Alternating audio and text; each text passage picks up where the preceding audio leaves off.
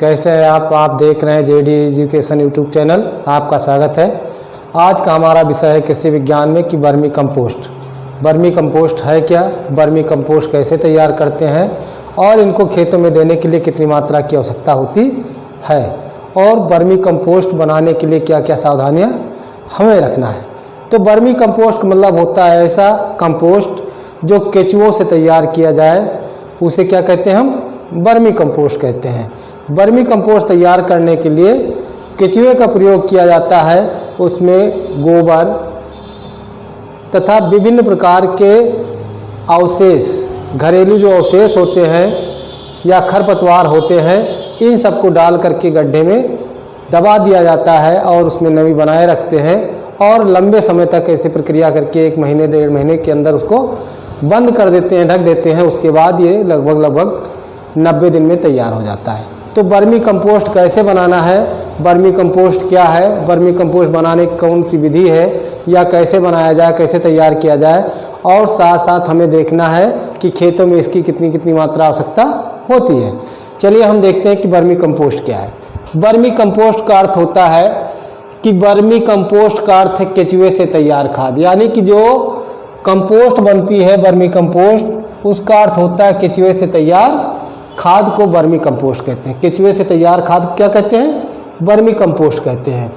इस क्रिया को वर्मी कंपोस्टिंग कहते हैं। और जो ये क्रिया होती है, जिस क्रिया के बाद ये तैयार होता है, उसे क्या कहते हैं, वर्मी कंपोस्टिंग कहते हैं। फिर इसके बाद आता है वर्मी कंपोस्ट तैयार करने की विधि। वर्मी कंपोस्ट तैयार करने की विधि का मतलब होता है वर्मी कंपोस्ट का गड्ढा हम वहाँ पर बनाए जहाँ पर क्या हो, कुछ ऊंचाई पर हो और ऐसे स्थान पर हो जहाँ पर पेड़ पौधों या पेड़ की छाया हो, या वहाँ पर क्या हो, कम से कम धूप आती हो, और साथ साथ वहाँ पर क्या होना है कि जो भी हो उसमें नमी बनी रहे। तो उसके लिए गड्ढा बनाते हैं। चलिए देखते हैं। वर्मी कंपोस्ट तैयार करने के लिए किसी छायादार ऊंचे स्थल पर 60 से 90 सेंटीमीटर गहरा गड्ढा खोदा जाता है। यानी कि जो गड्ढा होगा वो 60 से 90 सेंटीमीटर का होगा, और तैयार कर लेते हैं। तैयार करने के बाद क्या करते हैं, तैयार गड्ढे में नीचे क्या किया जाए, ईंट को बिछा देते हैं। जो पक्का ईंट होता है उसको बिछा देते हैं। उस ईंट को बिछाने के बाद उसके बाद क्या करते हैं, ईंट को बिछाने के बाद उस पर बालू फैला देते हैं। बालू फैलाने के बाद क्या करते हैं, दोमट मिट्टी। इसके बाद ईंट के ऊपर 3 से 5 सेंटीमीटर बालू, फिर 12 से 15 सेंटीमीटर दोमट मिट्टी फैला देते हैं, मिला देते हैं। इसके मिलाने के बाद क्या करते हैं कि इस मिट्टी पर पानी का हल्का छिड़काव कर देते हैं, यानी कि पानी को नमी बना देते हैं। पानी थोड़ा क्या हो जाए, जिसके कारण से उसमें नमी आ जाए। नमी आने के बाद क्या होता है कि हल्का छिड़काव करके क्या करते हैं, एक परत गोबर डाल करके उसको क्या करते हैं, केचुओं को छोड़ देते हैं। यानी कि गोबर एक परत डाल देते हैं। गोबर डालने के बाद उसमें केचुओं के स्पान या केचुआ ला करके उसमें डाल दिया जाता है। इसको डालने के बाद, केचुओं को डालने के बाद क्या करते हैं, लगभग 20 से 25 दिन तक उचित नमी बनाए रखते हैं। यानी कि कम से कम 1 महीने तक उसमें उचित नमी बनाए रहें। अगर पानी की कमी या नमी की कमी होती तो बाहर से पानी उसको छिड़क दिया जाए, जिससे वो नमी बने रहे। नहीं तो केचुए क्या हो जाएंगे, मर जाएंगे। क्योंकि केचुए वहाँ काम करते हैं जहाँ पर नमी होती है, और उसी प्रकार से इसको नमी बनाए रखना चाहिए। फिर इसके बाद आता है लगभग 26वें दिन क्या करते हैं, घरेलू कूड़ा कचरा, पत्तियाँ आदि को डाल करके गड्ढे को पूरा भर देते हैं। यानी कि लगभग 25 दिन तक डालते रहते। 26वें दिन सारी चीज़ें डाल करके उसको क्या करते हैं, पूरा भर देते हैं। जब भर जाता है तो लगभग उसको क्या करते हैं, पूरे परत को ऊपर से ढक देते हैं। लगभग 3 माह या 90 दिन में वर्मी कंपोस्ट तैयार हो जाता है। जो वर्मी कंपोस्ट तैयार होता है कितना दिन लगता है, लगभग 90 दिन या 100 दिन मान लीजिए, लगभग 90 दिन 3 महीने लगते हैं। फिर इसके बाद आता है वर्मी कंपोस्ट की मात्रा, यानी कि वर्मी कंपोस्ट खेतों में कितनी मात्रा मिलानी चाहिए।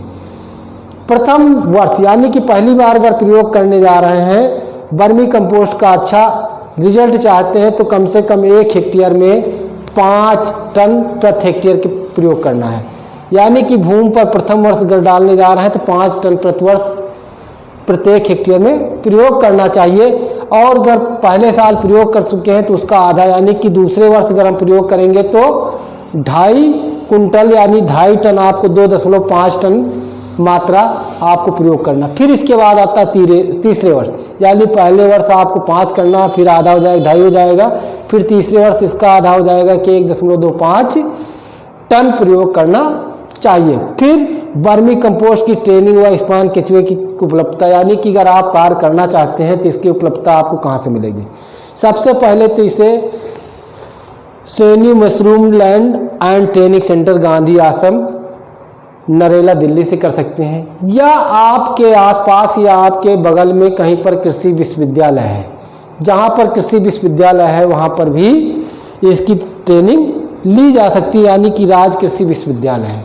फिर इसके बाद आता है कृषि विज्ञान केंद्र। आपके आसपास कृषि विज्ञान केंद्र होगा, कृषि विज्ञान केंद्र से आप वर्मी कंपोस्ट बनाने की विधि के बारे में जान सकते हैं और वहाँ से केचुआ आप प्राप्त कर सकते हैं, या नैफेड कार्यालय जहाँ पर होता है वहाँ पर आप इसको प्राप्त कर सकते हैं। इस प्रकार से हम वर्मी कंपोस्ट बनाना सीख सकते हैं। और वर्मी कंपोस्ट यानी कि आने वाले समय में इसका प्रचलन बहुत तेज़ी से बढ़ेगा और अपनी कृषि के सुधार और उत्पादन के लिए हमें वर्मी कंपोस्ट या जैविक पदार्थों का अधिक से अधिक मात्रा में प्रयोग करना पड़ेगा।